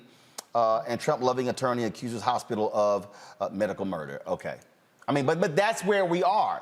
And so it goes beyond, Kelly, these folks just, stay in their lane. Just the coughing on people and flouting the rules.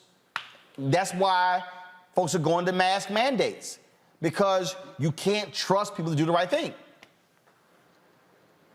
It shouldn't have to come to this, but unfortunately we're here. It shouldn't take, the government making you be healthier to do the right thing. But I'm all for a mask mandate. I'm all for, making sure that people are getting vaccinated. I'm all for a vaccine mandate, because at this point, it's not about what's the word? It's not about you just being scared at this point. It's not vaccine hesitancy. It's vaccine refusal at this point. And I don't understand why this vaccine over all the others that are likely already in your body, because you have to get them in order to work pretty much anywhere or go to school anywhere. I don't understand why the COVID-19 vaccine is the one that people are up in arms about and ironically are saying my body, my choice. And yet these are the most conservative people on the planet saying my body, my choice.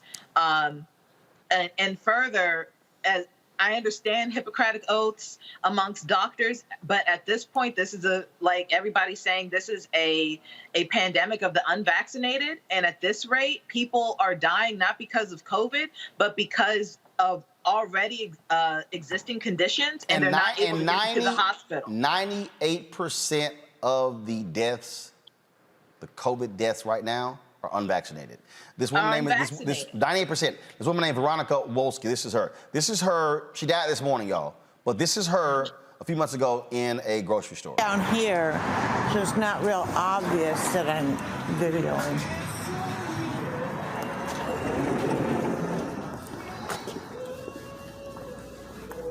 Hello. I have a face mask on, honey. And I have a medical exemption and a doctor's note. So I have, somebody sent me an email. Ma'am, I'm not helping you. I'll get the manager, please. I have a medical exemption. Down here, so it's not real obvious that First of all, you're dressed like Zorro.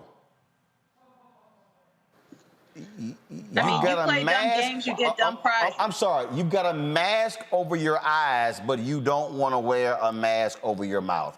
Congo, I'm sorry, but again, and I'm not trying to mock her, but she died this morning of COVID. It's wow, it's wow. Look, I'm picking up where Kelly was leaving off about how these ignorant folks who are out there not caring about people are making it hard for everyone else to be able to use these hospital beds. I saw a story in Alabama where a man was having cardiac arrest and tried to get into 43 different hospitals and couldn't get in, and ended up dying. And so these guys are so ignorant, so rude, and so disrespectful. But now, and I'll never forget this, Roland. I guess the name I forget you had weeks ago, who said there's a difference between freedom and license. You know, you don't have the license to just do things to make other people sick and jeopardize other people's lives. And so it's unfortunate when anybody dies. We don't wish it upon anybody, but damn it, what the hell did you expect? And now you're at a point. So yes, we got to get these mandates going. New York kids are going back to school. How many of them are going to be shut down in a week? At least they have the mask mandates right now. But we also got to protect our children as well, man. And these folks just don't care, and this is what's going to happen. And so, yeah, we don't care that much about them. But look, they're affecting entire communities, and something has to be done. And Biden needs to step it up with the mandates, period, bottom line. And just one more thing, and it's a controversial opinion, but I'll say it anyway. I really do feel like if you are unvaccinated by choice and you contract COVID, you lose your right to get hospital care. Just off bat. Like, if you really had every avenue at your disposal to get this vaccine and you choose not to get it because of whatever reason, I don't think you should be getting medical care. You should not be getting a hospital bed. There are people who are having heart attacks still. Other diseases still exist. Cancer still exists. Emergencies still exist. And you put yourself at risk by not getting something that is not only free and available, but is literally created to save your life, and you opt out of it. You basically gave yourself a DNR by not getting the vaccine. So you should not be getting a hospital bed. So I feel like that should be taken into consideration as well by hospitals and doctors, because they are overwhelmed by people who are frankly being dumb. And it's not about shaming them. They are, objectively speaking, being dumb by not taking something that is for them. It does not make sense to me. And then we've got to deal with this silliness right here. Let me just hold on. I'm really trying, y'all. I'm really trying to deal. So Nicki Minaj is now trending because Nicki Minaj posted this on Twitter. My cousin in Trinidad won't get the vaccine because his friend got it and became impotent. His testicles became swollen. His friend was weeks away from getting married. Now the girl called off the wedding. So just pray on it and make sure you're not comfortable with your decision. Make sure you're comfortable with your decision, not bullied. 5,297 retweets, 41,100 quote tweets, 26,300 likes. Okay. Wow.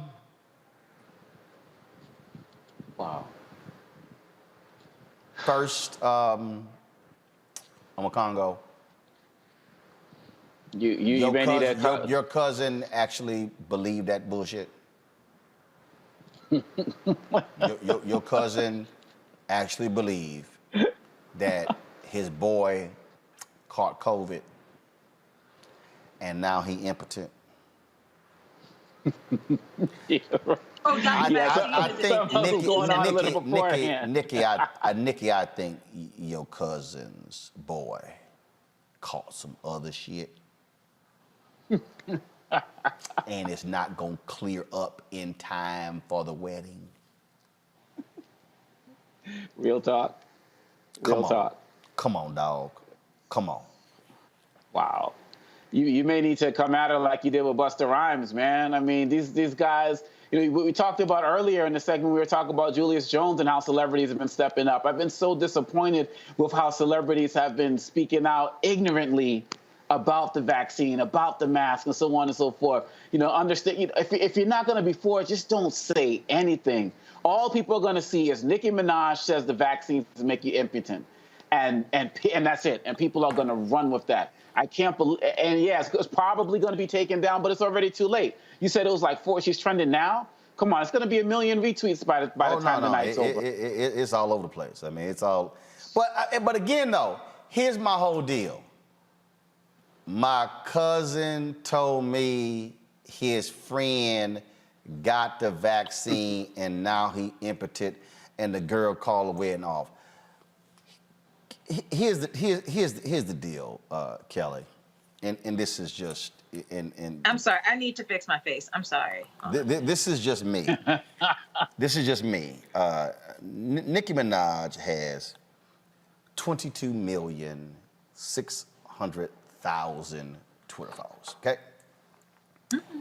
If I go to Instagram right now, let me check. Nicki Minaj has 157 million Instagram followers. Okay. I don't even know what she has on Facebook. If I had to pull up Facebook, I would say, let's see here. Nicki Minaj on Facebook. I'm assuming she's on Facebook. Nicki Minaj has 48.5 million on Facebook. Okay? Okay, so Roland has 3.3 million between Instagram, Twitter, Facebook, YouTube. If a cousin of mine told me that his boy got the vaccine and now he's impotent and the girl called the wedding off, my ass is gonna say, put your boy and his doctor on the phone before my ass tweet that out. Cause I ain't trusting my cousin's boy to inform my 3.3 million followers, in her case, her 200 million followers. I'm just saying, I might ask a couple of more questions before that tweet gets posted. Go ahead. Two things. One, she doesn't have the journalistic integrity that you have for a plethora of reasons. You but ain't also gotta be a journalist. Oh no! I mean, you can be. That's just base. That's some hood stuff. Yo, boy. I'm just saying. I'm talking about right now. It's somebody in the hood going, hold up. Yo, boy got the shot, and now he impotent. First of all, has your boy shown you his vaccine card? Which shot did he get? Mm-hmm. If your boy came back and said that he got the Eli Lilly shot, you probably, is it the Pfizer, the Moderna, or is it Johnson & Johnson? Which one you got? I'm just saying, even in the hood, you might ask two more questions before you put it on Twitter. I agree with you. And, you know, trust but verify, I agree with you. But again, this is also the same woman who is married to a convicted rapist and cannot frequent certain establishments with her husband because of the restrictions of movement that he has on his person while he's on parole or on the sex offender registry list, one of the two or both. This is also the same woman whose brother is serving 20-something years for the rape of an 11-year-old that allegedly she is still trying to pay off the family to not talk about anymore. I say all that to say, even though it's not necessarily related, there's a couple tools missing in her toolbox in her noggin. So this does not surprise me that she would say such a thing. It is unfortunate that she has such influence and reach and is still that dense. But here we are. Somebody on YouTube said that boy got that hot sauce. Y'all know.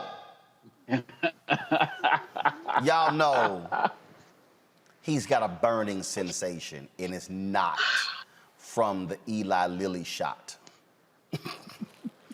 Let me go to a quick break. I'm going to a quick break. I'm coming back.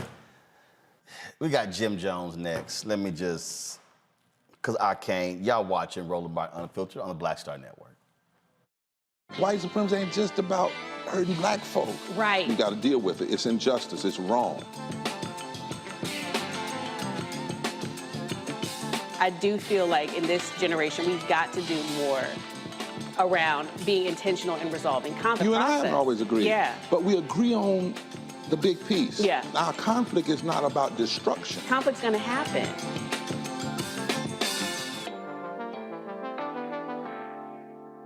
What's up, y'all? I'm Will Packer. Hello, Archbishop TDJ. What up, Lana Well, and you are watching Roland Martin Unfiltered.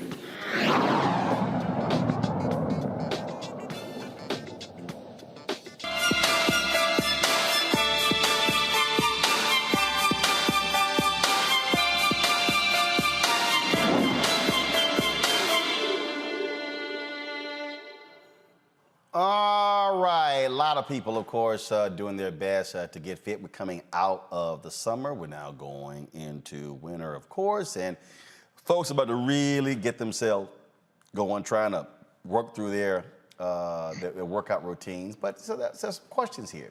There's some people who are questioning, should they do? Is it work out? Is it change diet? Or should they actually get the surgery to actually reduce your weight? I was just joking on live stream a couple weeks ago with Pastor Jamal Bryant and Pastor William Murphy, also a singer. And Pastor Murphy has gone from I think he said in the video, 278 down to 225. And he said, look, I just couldn't do it as a result of weight loss and changing my diet. He said I had the surgery. And he also said people need to be open and honest if they have the surgery and don't front like they just lost it themselves. Watch this. Some of y'all don't know this, but I recently had a weight loss procedure. I went from 278 pounds to 225 pounds. Turn up, what? I'm about to come off of these diabetes pills, coming off these high blood pressure pills, and I will never have another battle with gout. So are you on liquids? You only on liquids? No, but I had to eat because I had to take medicine for the gout. Okay, so where are we now? This is where we at. And and get this, I'm eating salmon fillets, I'm eating eggs, and I'm eating sweet potatoes, and what else? Peppers and onions. All right, joining us right now is Jim Jones, of course, fitness guru. Jim, glad to have you on the show. First of all, I need to send a ticket to your house because that shot right now is really horrible. I don't know whether it's a cheap-ass computer camera you're using or whatever, but it looks foggy as hell. I mean... You got Roland. You switched over to Skype today. You know, you threw me off a little bit. We usually do the other, the Apple software. We're Skyping today, so I don't know what's going on, Roland, man. You do know they have Skype app on the phone. Yeah, for sure. I'm just saying. I just want to let you know it's a horrible ass shot. You look like it's foggy. I don't know what's going on. Yeah, me neither, Roland, man. I'm traveling right now. I'm not on my home Wi-Fi, so man, you gotta. Right. It's the Wi-Fi. No, it's the Wi-Fi.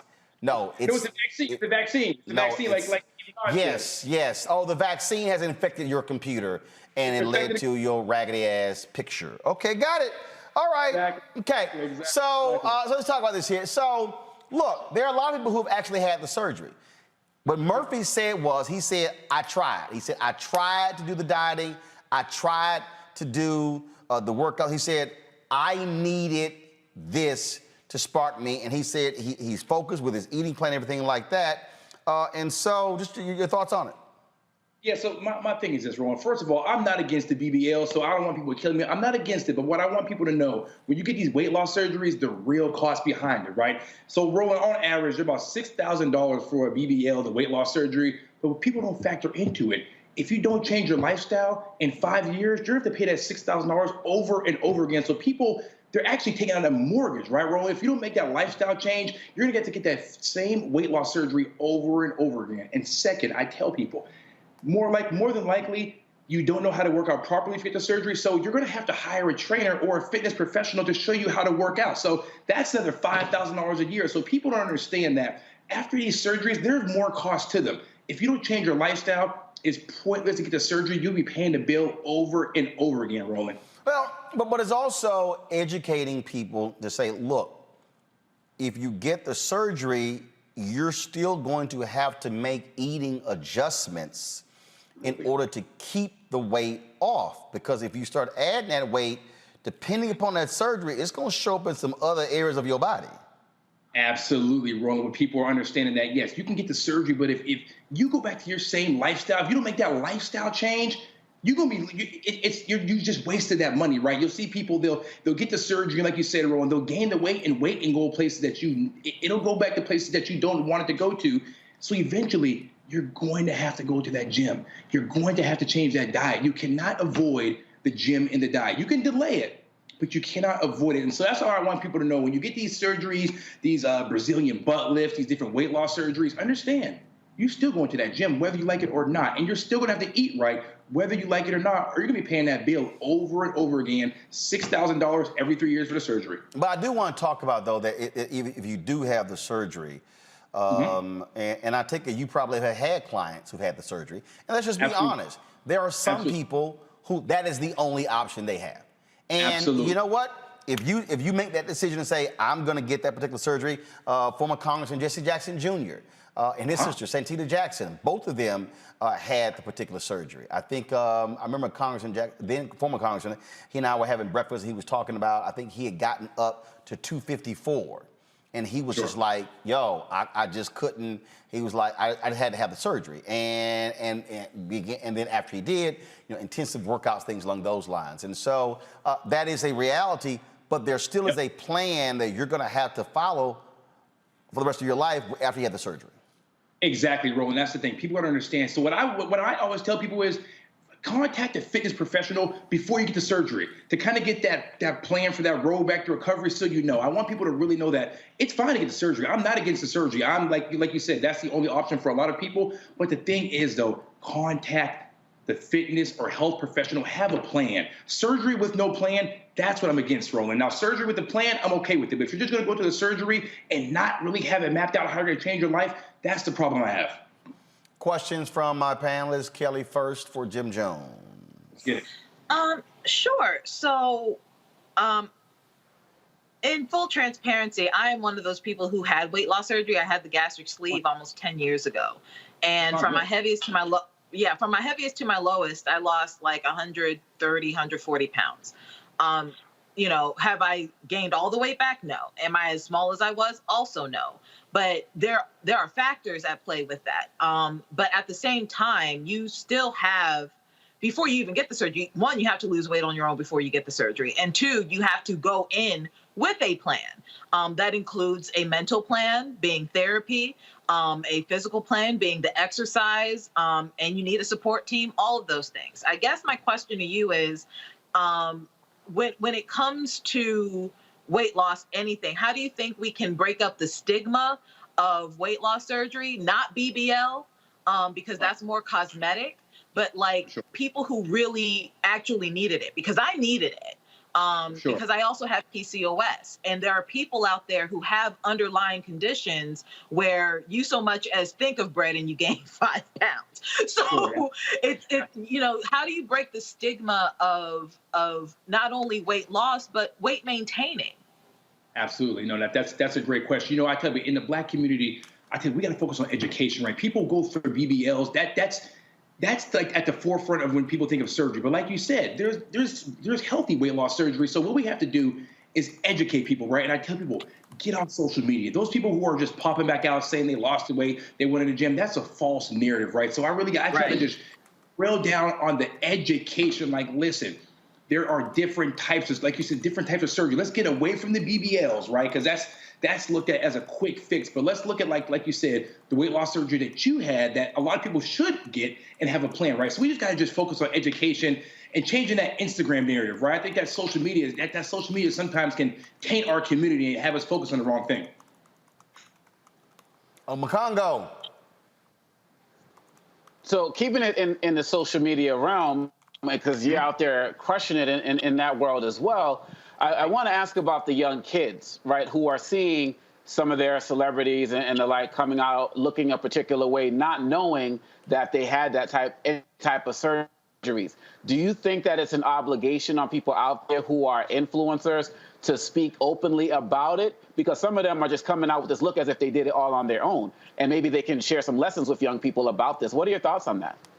Yeah, so my thoughts are, I think with the surgery, like I said, we got to have full transparency. Like I said, there's nothing wrong with it, right? So I think that we have to get to a space within the Black community where it's looked at to be comfortable to talk about surgery, right? I think people do it now.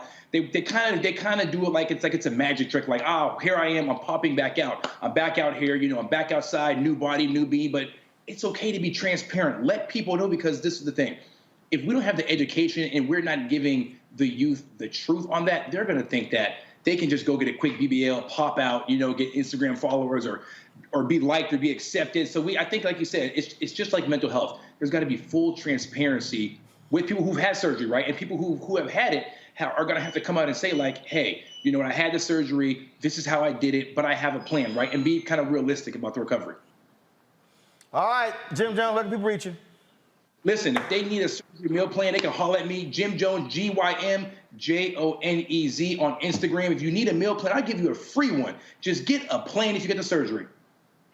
All right, then. Jim Jones, we surely appreciate it. Thank you so very much. All right, folks, that is it for us. We appreciate it. Kelly Omokongo, thank you for joining us on our panel today, as well as all of our guests. Hey, folks, we are close to 10,000 downloads on Black Star Network. Let me check right now. We're getting close. We have 9,000. Okay, update, please. 9,643. So actually, let me update. 9,672. So we are 328 away from hitting 10,000. If you have not downloaded the Black Star Network app, please do so. You can download it to your Apple phone, your Android phone, of course, also Apple TV. And then you have, of course, Android TV. Then you have, of course, Roku, Fire Stick, Fire TV, Xbox One, and your Samsung Smart TV as well. We also want you to please support what we do here at Roland Martin Unfiltered. We, of course, always bring you interesting and unique things. Tomorrow I'm going to be in Atlanta. There's a group of Black men who meet annually. Who meet monthly, and so they want me to address them. But we're going to actually broadcast the show with them. And so former mayors, also head of MARTA, John Hope Bryant, Operation Hope. So we're going to have this black male conversation tomorrow on a variety of issues right here on Roland Martin Unfiltered. So you support us. This is what your resources are going to. Cash App, $RM Unfiltered, PayPal.me/R Martin Unfiltered, Venmo.com/RM Unfiltered. Zelle is Roland at RolandSMartin.com, Roland at RolandMartinUnfiltered.com. I want to thank all of you for watching us today. Please also, if you're not subscribing to our YouTube channel, do so. We're less than 2,000 from hitting 800,000 YouTube subscribers on our YouTube channel. If you do so, you can also hit that button where you, of course, get notifications when we go live. Folks, thank you so very much. I will see you tomorrow from Atlanta. Roland Martin Unfiltered, broadcasting on the Black Star Network.